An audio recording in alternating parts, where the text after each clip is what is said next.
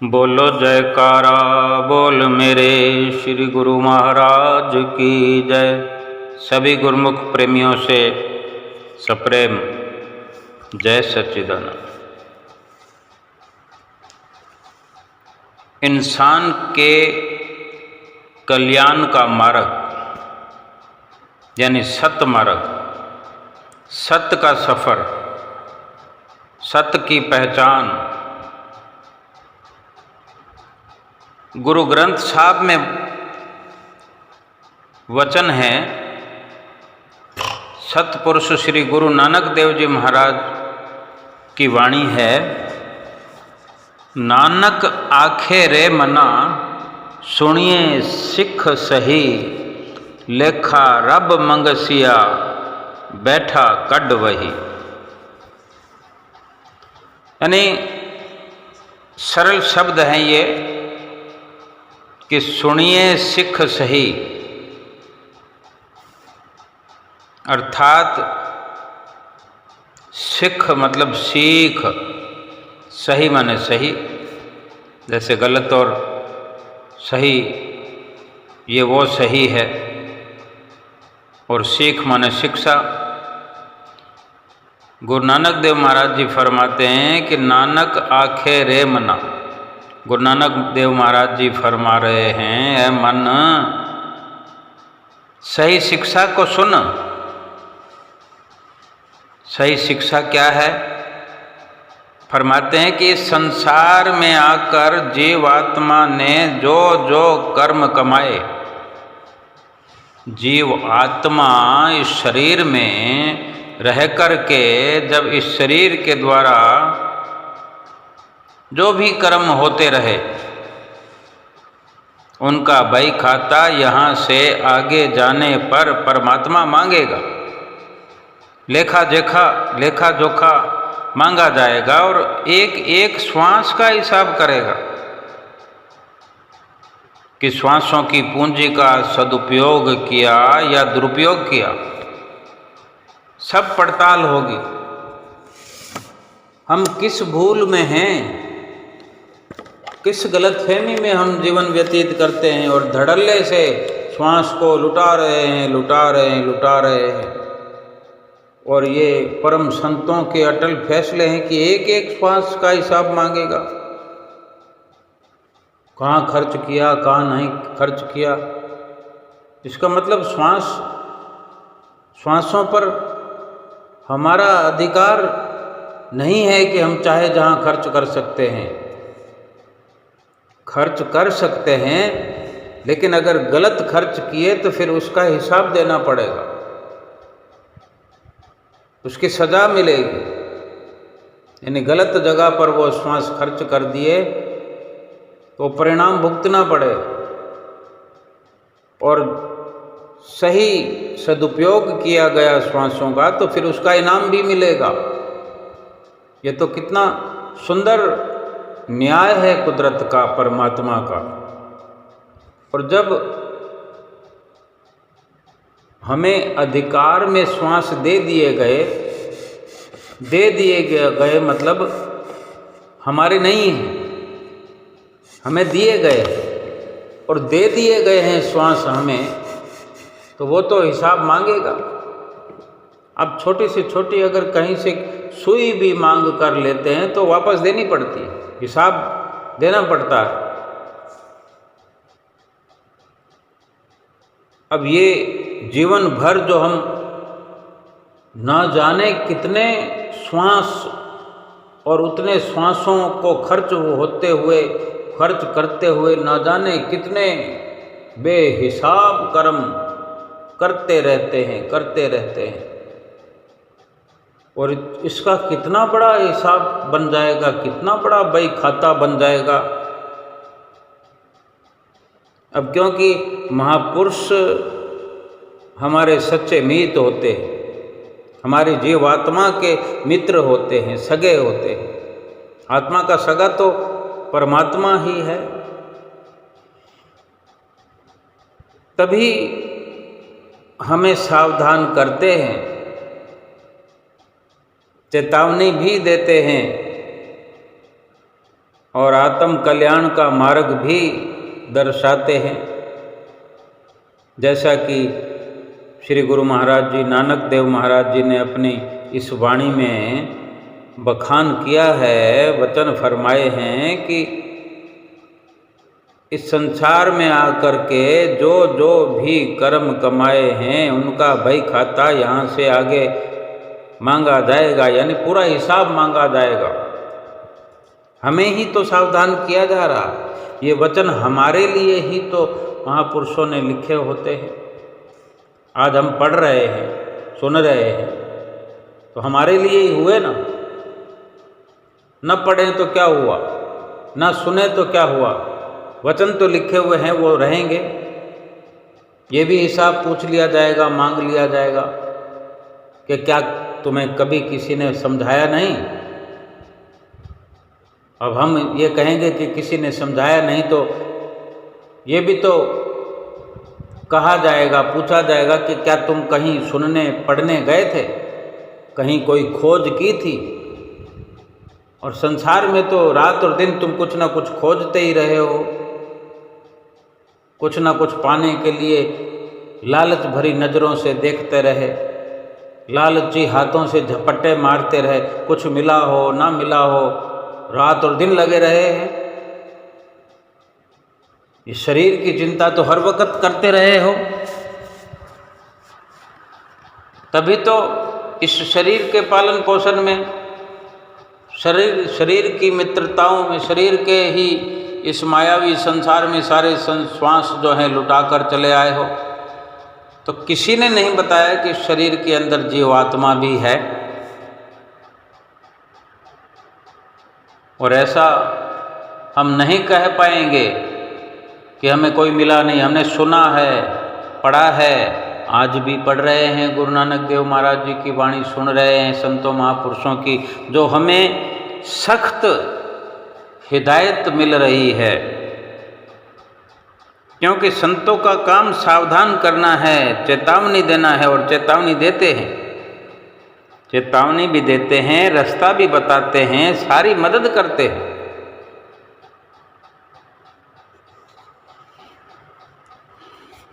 फिर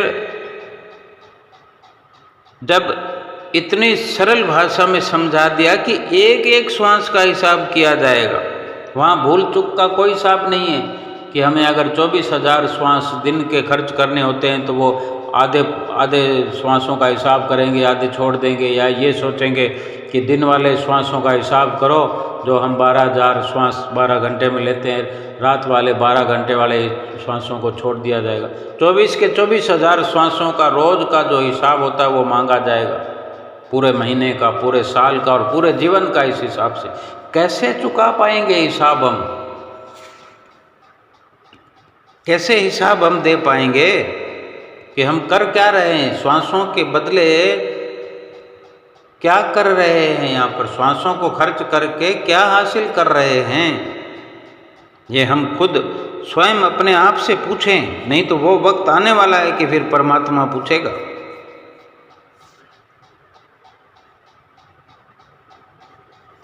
यहाँ यही विचार करने की बात है कि सही सीख, सही शिक्षा, ये तो सभी जानते हैं कि जिस प्रकार लौकिक शिक्षा को प्राप्त करने के लिए जो संसार की पढ़ाई हम सभी करते हैं, तो उस शिक्षा को प्राप्त करने के लिए अच्छे शिक्षक की, अच्छे गुरु की ज़रूरत पड़ती है ना, उसके संपर्क में जाना पड़ता है, उस स्कूल में जाना पड़ता है जहाँ पर शिक्षक अच्छी पढ़ाई कराते हैं, उसके कथन अनुसार फिर शिक्षा को ग्रहण करने पर सफलता भी प्राप्त होती है ना, सफलता होती है कि नहीं होती है। उसी प्रकार आत्म कल्याण के लिए, आत्म कल्याण के अभिलाषी के लिए ये जरूरी है कि वो आध्यात्मिकता में निपुण, पारंगत, जो पूर्ण सतगुरु की शरण संगत में पहुँचे, उनके मार्गदर्शन में चलकर उनके सत उपदेशों पर अमल करे, अमल करने से ही आत्मज्ञान की प्राप्ति होगी।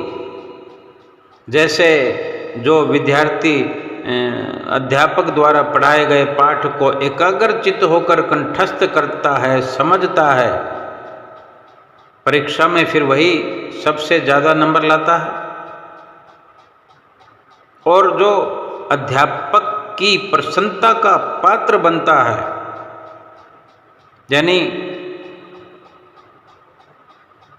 जैसा कथन अध्यापक करता है हूबहू वैसा ही शिष्य आदेश के अनुसार अगर पढ़ाई करता है तो पास तो होता ही है, लेकिन प्रसन्नता भी प्राप्त करता है। फक्र से वो शिक्षक कहते हैं अध्यापक कि ये मेरा सबसे उत्तम छात्र है। ठीक उसी प्रकार जो गुरुमुख, जो सेवक अपने सतगुरु पर पूर्ण आस्था रख करके उनके वचनों को सिर पर धारण करके आत्मा के कल्याण के लिए आगे बढ़ता है, तो ऐसे सेवक पर, ऐसे गुरुमुख पर सतगुरु भी अपना कृपा भरा वृद्ध हस्त रख कर उसे आध्यात्मिक संपदा से, भक्ति से माला माल कर देते हैं। हम रोज आरती में गाते ना, जिस पर होवे सतगुरु दयाल, भक्ति धन से करे निहाल। कहने का भाव यही है कि जो उपदेश सतगुरु देते हैं, जो मार्ग वो बतलाते हैं, जो वचन वो फरमाते हैं, गुरुमुख के लिए वही सही शिक्षा है, सच्ची शिक्षा है। और उसी पर अमल करने से अवश्य ही जीव का कल्याण होता है। हम रोज गुरु महिमा में भी जो कथन है वो अपने मुख से गाते भी हैं, कानों से सुनते भी हैं। सतगुरु वचन से उपजे ज्ञाना, बीसों बिसवे हो कल्याणा। ये सच्चे वचन हैं। कहो ये सच्चाई है वास्तव में कि सतगुरु वचन से जो ज्ञान पैदा होता है। सतगुरु वचन से उपजे ज्ञाना, बीसों बिसवे हो कल्याणा। यम की चाल चले नहीं कोई, शरणागत जो गुरु का होई। इतनी बड़ी लाभ की क्या इंसान समझ रखता है? लेकिन सतगुरु के समझाने से ये समझ आनी चाहिए। हम रोज गायन करते हैं, लेकिन क्या हम समझ पाए हैं गुरु महिमा की किसी भी चौपाई को, किन्हीं भी दो लाइनों को? आज अगर समझने का प्रयास कर लें कि सतगुरु के वचनों से पालना से ज्ञान की उपलब्धि होती है, सही मार्ग पर चलने पर फिर जीव आत्मा का 20 विश्वे यानी 100% निश्चय कल्याण होता है। यम की भी कोई दाल नहीं गलती गुरुमुखों पर जो सतगुरु की शरण में आ गए। यम की चाल चले नहीं कोई, शरणागत जो गुरु का होई। ये सारा संसार जो है ना, ये यम की चालों में आया हुआ है, फंसा हुआ है। काल और माया की चालों में फंसा हुआ है ये संसार, तभी तो हर वक्त रोता और कुर्लाता रहता है, दुखी हूँ दुखी हूँ दुखी हूँ। धन की कमाई होने पर भी दुखी है, तन तरोताजा होते हुए भी दुखी है। मन कश्मीर की वादियों में लगा हुआ है फिर भी दुखी है। कश्मीर की हवा के झकोले खा रहा है, ठंडी ठंडी फुहारों में घूम रहा है, झरनों के दृश्यों को देख रहा फिर भी दुखी है। तो दुख तो यही है ना कि आत्मिक सुख की प्राप्ति जो है वो केवल और केवल संत सतगुरु की चरण शरण में आने से मिलती है, और सतगुरु की शरण में आए हुए जीवों पर काल का शिकंजा नहीं कसा जा सकता। पुराने जमाने में महापुरुषों ने जो मार्ग दिखाया उस पर चलने से कल्याण हुआ, और अब इस वर्तमान समय में इस समय के महापुरुषों ने जो मार्ग दर्शाया है, दर्शा रहे हैं, उस पर चलने से भी कल्याण निश्चित है। समय समय पर वक्त के अनुसार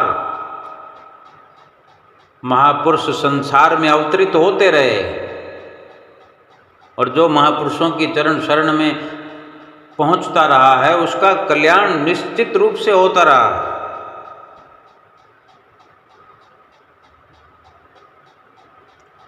महापुरुष फरमाते हैं,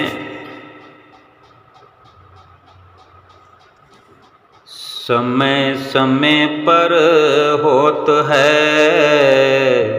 समय समय की बात, राम जन्म का दिन बड़ा कृष्ण जन्म की रात, कृष्ण जन्म की रात।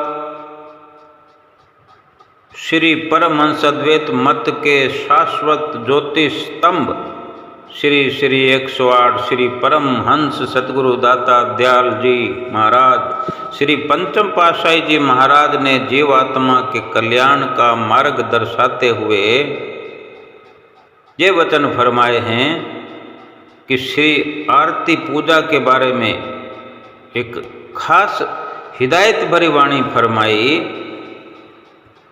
श्री आरती पूजा सत्संग सेवा सुमिरन और ध्यान, श्रद्धा सहित सेवन करे निश्चय हो कल्याण,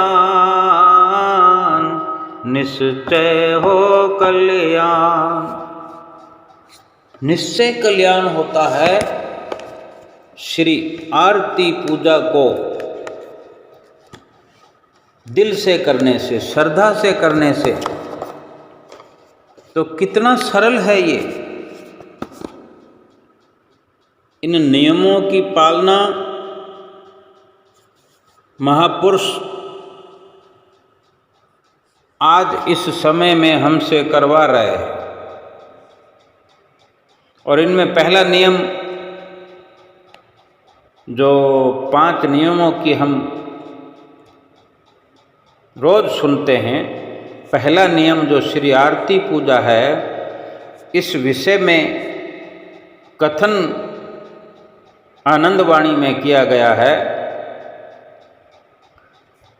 श्री आरती पूजा नित करे, श्रद्धा के पुष्प चढ़ाए, सतगुरु कृपा कटाक्ष से मुँह मांगा फल पाए। क्या केवल श्री आरती पूजा नित्य करने से मुँह मांगा फल मिलता है? तो हम क्या कर रहे हैं? कहाँ मारे मारे फिर रहे हैं? सभी कुछ तो हमें महापुरुषों से मिल गया है, वरदान भरा हुआ है श्री आरती पूजा में। 5 नियम तो दूर की बात है, ये पहले नियम की बात करते हैं। और इसी संदर्भ में एक भजन के माध्यम से भी बहुत सुंदर वचन है।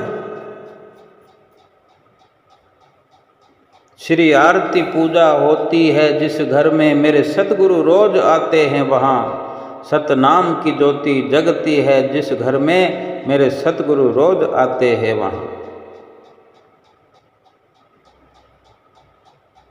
सुंदर छवियों का दर्शन करते हैं जो मस्तक श्रद्धा से चरणों में रखते हैं, जो शाम सवेरे ज्योत जगाते घर मंदिर में भक्त बुलाते, मेरे सतगुरु रोज आते हैं वहाँ।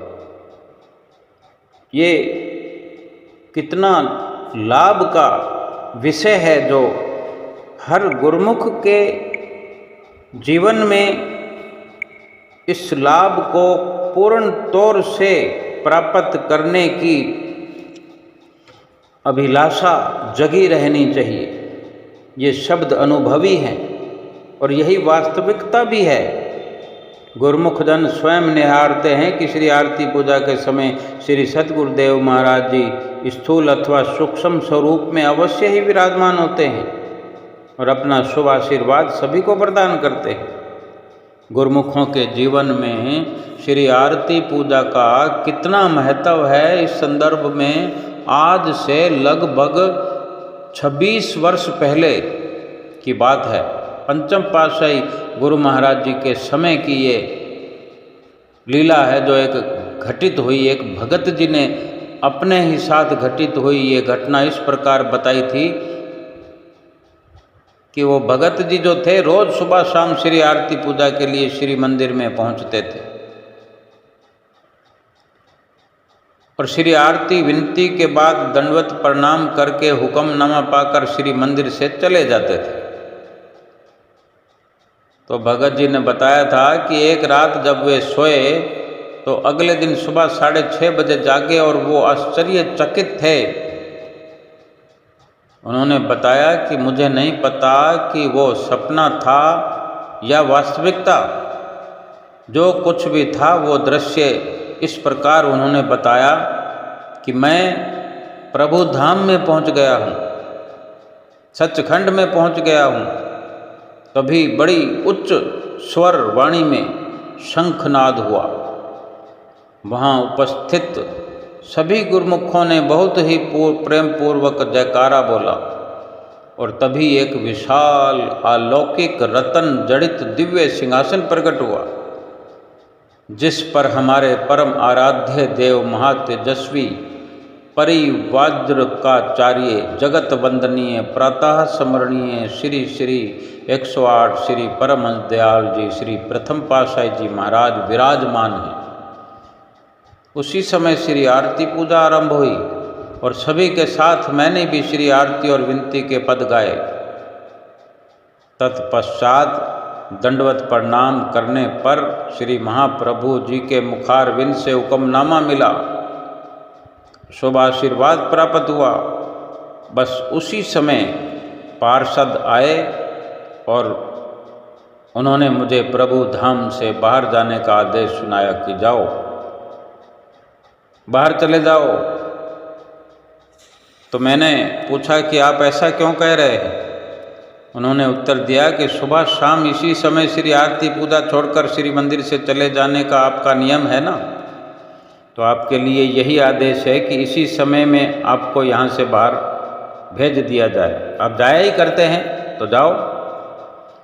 भगत जी ने बताया था कि उस समय मैं बहुत शर्मिंदा हुआ, बहुत लज्जित हुआ और बहुत अधिक लज्जित हुआ और वहीं गिर पड़ा। वहाँ मैं गिरा और इधर बहुत तेजी से चलती हुई सांसों के साथ मेरी आंखें खुली। दिल की धड़कन बड़ी तेजी से चल रही थी। मैं बहुत घबराया हुआ खुद को संभालते हुए सब घटना को समझने की कोशिश करने लगा।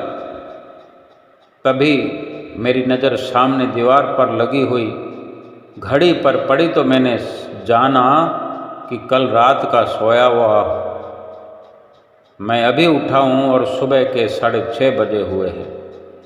उनका कहना था कि इस घटना को मैं अपने महाप्रभु श्री सतगुरुदेव महाराज जी की कृपा समझता हूँ, जिसने मेरी जीवन धारा को सही दिशा दे दी। बस उसी दिन से मैं रोज़ सुबह शाम की श्री आरती पूजा में एकाग्रता पूर्वक पूरा समय देने लगा हूँ। अब तो वे भगत जी परलोक गमन कर चुके हैं। उनके इस प्रकार शरीर छोड़ने के बाद उनके परिवार के सदस्यों ने बताया था कि जिस दिन सुबह उन्होंने शरीर का त्याग किया उससे पहले उन्होंने बहुत ही श्रद्धा भाव से श्री आरती पूजा करके एक बार फिर से दंडवत वंदना की थी और उसी अवस्था में अपने सतगुरु चरणों में लीन हो गए थे। ऐसी पुनीत आत्मा के लिए निश्चय ही ये कहा जा सकता है कि उन्होंने प्रभु धाम में ही निवास पा लिया। अपने इष्ट देव श्री सतगुरुदाता दयाल जी महाराज जी के पावन चरण कमलों में ये विनम्र प्रार्थना हम करें। आओ करते हैं सभी मिलकर प्रार्थना कि हे दीन बंधो, हम भी आपकी शरण में हैं। हमारे अवगुणों को अनदेखा करते हुए आप हमें अपनी असीम दया कृपा का पात्र बनाते रहें और हमें कल्याण के मार्ग पर निरंतर अग्रसर करते रहें। आप हमें ऐसी सामर्थ्य प्रदान करें कि आपके द्वारा दी हुई महान शिक्षाओं अर्थात पावन वचन उपदेशों पर हम अपने अंतिम श्वास तक अमल करते रहें, जिससे हमें आपकी प्रसन्नता तथा शुभ आशीर्वाद की प्राप्ति हो, हमारा लोक परलोक संवर जाए। ऐसी उच्च भावना हम अपने भीतर बना के रखें और रोज ऐसी प्रार्थना हम अपने सतगुरु के चरणों में करें। हम यकीन माने कि इतने अथाह श्वास हमें जब मिले हुए हैं और एक श्वास कितना अनमोल है कि कहीं से लाया नहीं जा सकता, कहीं से खरीदा नहीं जा सकता, कोई सिफारिश नहीं चलती, इतना धन किसी के पास नहीं है। यही कहा जा सकता है कि खरीद फरोख्त करने वाले इस दुनिया में सौदागर बहुत हैं, लेकिन श्वास को खरीदने वाला कोई इस दुनिया में है ही नहीं। और महापुरुष फरमाते हैं कि श्वास को खरीदा जा सकता भी नहीं, इतना अनमोल है। और हम कहाँ खर्च किए जा रहे हैं? इतनी अनमोल श्वासों की पूंजी को ही लुटा दिए जा रहे हैं।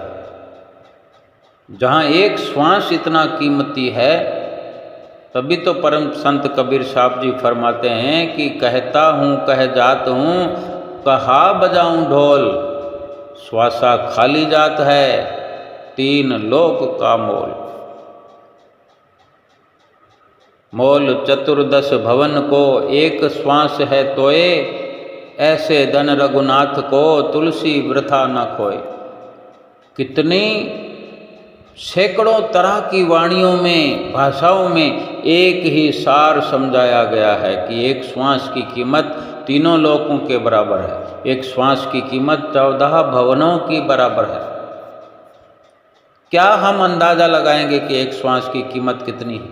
तीनों लोकों को नाप दिया है एक श्वास में कबीर साहब जी ने। रामचरितमानस में भी तुलसीदास जी ने वर्णन कर दिया है कि ऐसे धन रघुनाथ को, भगवान का ऐसा धन है हमें मिला हुआ, इसको वृथा मत खो, ऐसे धन रघुनाथ को तुलसी वृथा न खोए। क्योंकि हम वृथा में, फिजूल में इसको गंवा रहे हैं, खो रहे हैं, तभी अफसोस करते हैं संत महापुरुष और हमें सख्त हिदायत से वचन फरमाते हैं। मोल चतुर्दश भवन को एक श्वास है तोय। एक श्वास की कीमत चतुर्दश भवन यानी 14 भवनों के बराबर है। ऐसे भगवान के बख्शे हुए धन को फिजूल न गंवाओ। और फिर हिसाब किताब मांगा जाएगा तो इतना हिसाब कहाँ से देंगे? एक श्वास का भी हिसाब हम तो दे नहीं सकते, लेकिन सीधा सीधा हिसाब देने के लिए हमारे पास पर्याप्त ज्ञान है। सतगुरु का बख्शा हुआ, सतगुरु की हमें तो चरण शरण प्राप्त है कि एक एक श्वास को भक्ति भजन में लगाओ, ये सदुपयोग हो गया। सभी श्वासों का सदुपयोग होता चला जाएगा तो हिसाब किताब रखने की ज़रूरत नहीं है। जब हमने श्वासों को गलत जगह पर खर्च करना ही नहीं है, श्वासों को जाने ही नहीं देना है, फिर हमें चिंता क्या करनी है। यहीं का यहीं सतगुरु की प्रसन्नता प्राप्त करेंगे, यहीं भगवान की प्रसन्नता प्राप्त करेंगे। भक्ति का धन पल पल में, श्वास श्वास में इकट्ठा करेंगे। और ऐसे बही खातों को तो उठाने के लिए भी, साथ में ले जाने के लिए भी विशेष ज़रूरत नहीं, वो हमारे पहुंचने से पहले ही सब कुछ पहुंच जाया करते हैं और वहाँ पहुंचने पर बही खाता खुलता है। और ऐसा भगवान का धन, भक्ति का धन एकत्र करने पर तो यहीं पर सब कुछ निश्चय हो जाता है कि हमें भगवान के घर में ही रहने का अवसर प्राप्त हो जाता है, निश्चित हो जाता है कि हमें वहाँ जाना है।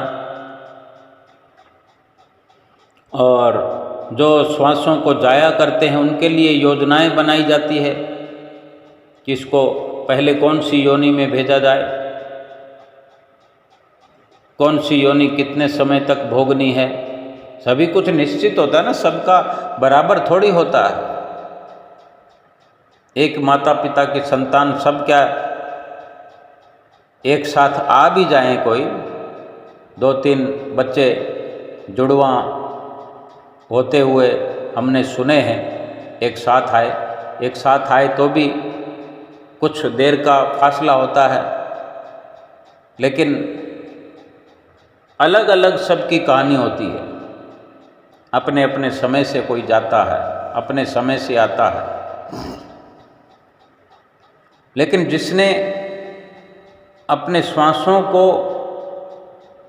सदुपयोग किया है उसे चिंता करने की ज़रूरत नहीं, क्योंकि उसकी चिंता स्वयं भगवान करने वाले हैं, क्योंकि वो भगवान का कहना मानने वाला जो बन गया, उसकी किसी प्रकार की चिंता उसे खुद को करने की जरूरत नहीं है, क्योंकि वो चिंतन कर तो रहा है। अगर वो भगवान के नाम का, भगवान के दिए हुए नाम का चिंतन कर रहा है, और सतगुरु के गुरुमुख प्रेमी सभी जो गुरु महाराज जी के बख्शे हुए नाम का चिंतन करते हैं, 5 नियम जो निभाते हैं, इतनी महिमा श्री आरती पूजा की श्री परमहंस दयाल महाराज जी ने स्वयं दर्शन देकर उसे आगाह किया अपने प्रेमी को, भक्त को। और कैसा सुंदर इशारा पाकर के वो गुरुमुख प्रेमी कृत हुआ, गुणवाद गा रहा है कि मेरे प्रभु ने मुझे नींद से, मोह की नींद से जगाया और मुझे सही रास्ते पर लगाया। और श्री आरती पूजा में पूरा वक्त वो देने लगा, और किस प्रकार अंतिम श्वास में भी श्री आरती पूजा की समाप्ति पर उसके श्वास पूरे हुए। ये कोई विचित्र या अनोखी घटना नहीं है, ये सत्य आधारित घटना, ये सच्ची लीला है, इसमें कोई संशय नहीं कि भगवान स्वयं जो इस धराधाम पर संत रूप में, नर रूप में अवतरित होते हैं, अब हम जैसे गुरुमुख प्रेमियों को चिताने के लिए, समझाने के लिए, उन्हें भक्ति मार्ग दिखाने के लिए और भक्ति मार्ग पर चलाने के लिए, आत्मा का कल्याण करने के लिए हर पल ऐसी व्यवस्थाएं करते रहते हैं, अपने गुरुमुख प्रेमियों को आगाह करते हैं, चलाते हैं इस रास्ते पर, और सफल हो जाते हैं गुरुमुख प्रेमी, अपना जीवन सफल करके जाते हैं, लोक परलोक सुहेला कर जाते हैं। और 84 लाख योनियों से तो सदा सदा के लिए बच जाते हैं, सदा सदा के लिए 84 लाख योनियों से छुटकारा हो जाता है। इससे बढ़कर लाभ इस दुनिया में और कोई है नहीं। भले इंसान चाहता हो कि मैं इस देश का राजा बन जाऊं, किसी राज्य का राजा बन जाऊं, इतना धन एकत्र कर लूँ, मान सम्मान एकत्र कर लूँ, मिल्कियत बना लूँ, बंगले कोठियाँ बना लूँ, लेकिन संतों महापुरुषों ने निश्चय कर दिया कि श्वासा खाली जात है, 3 लोक का मोल। इसलिए हर श्वास की कदर करनी है, हर श्वास को मालिक के चरणों में लगाते हुए वो संपदा हासिल करनी है जिसका कहीं कोई मुकाबला नहीं है। जब इतनी कमाई श्वासों को भक्ति में लगाने से, मालिक के नाम में लगाने से होती है, तो क्यों क्षणभंगुर पदार्थों के पीछे पूरा जीवन नष्ट किया जाए, श्वासों का खजाना खाली किया जाए और फिर आगे लज्जित होना पड़े, शर्मिंदा होना पड़े। इसलिए शर्मिंदगी से बचने के लिए, 84 लाख योनियों से बचने के लिए अपने श्वासों का सदुपयोग सतगुरु के बताए हुए रास्ते पर करके, 5 नियमों की पूरी पालना करके, 2 घंटे भजन अभ्यास करके पूरा लाभ उठाएं और सीधे अपने सतगुरु के धाम में पहुंच जाएं। बोलो जयकारा बोल मेरे श्री गुरु महाराज की जय।